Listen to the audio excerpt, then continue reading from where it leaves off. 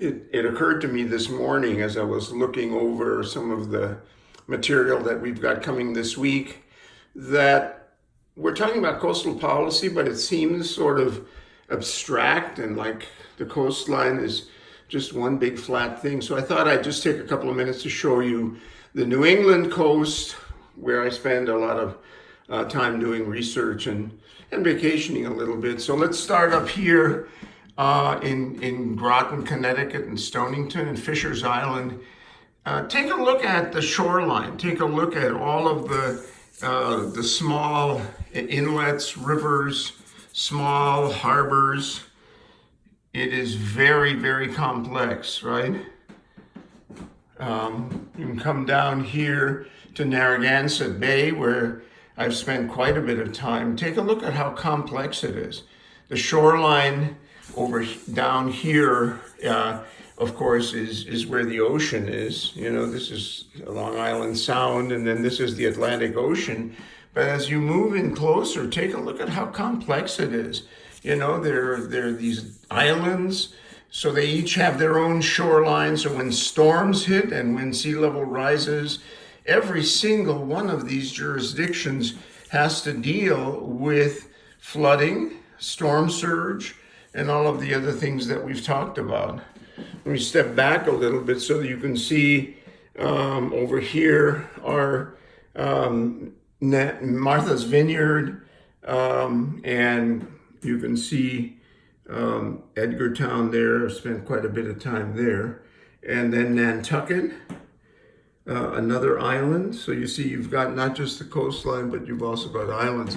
By the way, do you remember Chappaquiddick? Chappaquiddick is the place where Senator Ted Kennedy drove across the bridge to Chappaquiddick Island drunk. The car went off the bridge and his intern died. They said he was having an affair with her. And then, of course, we get to famous Cape Cod, which has this wonderful hook shape. But look at this. This is external coast. This is the deep Atlantic Ocean. Actually, it's the Gulf. This whole thing here is the Gulf of Maine. But then the other coastline is this interior here, which is completely different. You can see how shallow it is.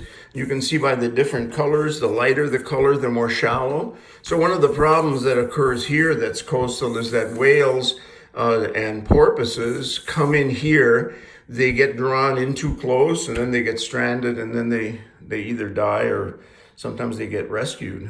And as you go up the coast, of course, you end up in Boston. Look at Boston Harbor. Look how complex that is.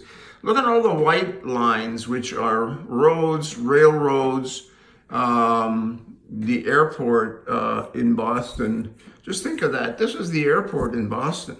When there is a huge storm and storm surge, that airport is so highly exposed, and that's another issue that, of course, comes up.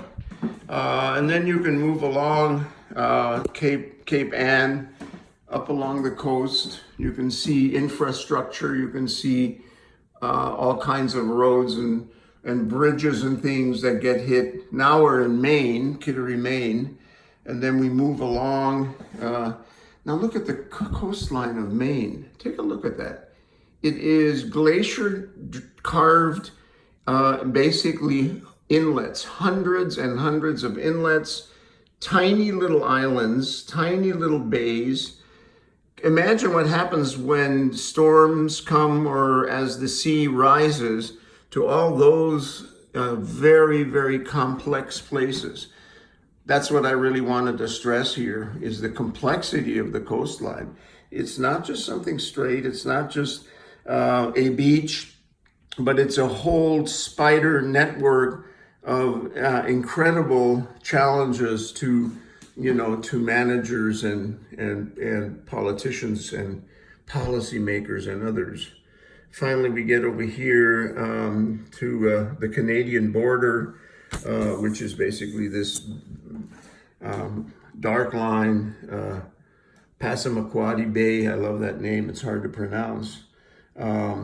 So I thought I would just share that with you because I think sometimes when we talk about the coast, we think of it as being, like the area right here, which is the National Reserve, the seashore, a nice, big, huge beach, and the problems of, beaches getting washed away. But it's actually much more than that. It's much more complex. Somewhere over here, had also seen some material about the wildlife that's there. Here are some things. These are all shellfish that are, of course, very valuable in terms of basically the economy of the area. We talked about how much of the protein in the world that comes from the coastal area. There's also all the shellfish and things like that. And of course, in Maine, over here, tremendous lobster production, which also is very dependent not only on the coastal zones, but also on the temperature of the ocean. When the ocean gets too warm, the lobsters basically don't like that very much. So I hope this gives you a little bit of a better idea, just sort of like flying over it with a drone, of what really is at stake when we talk about coastal zones and coastal policy.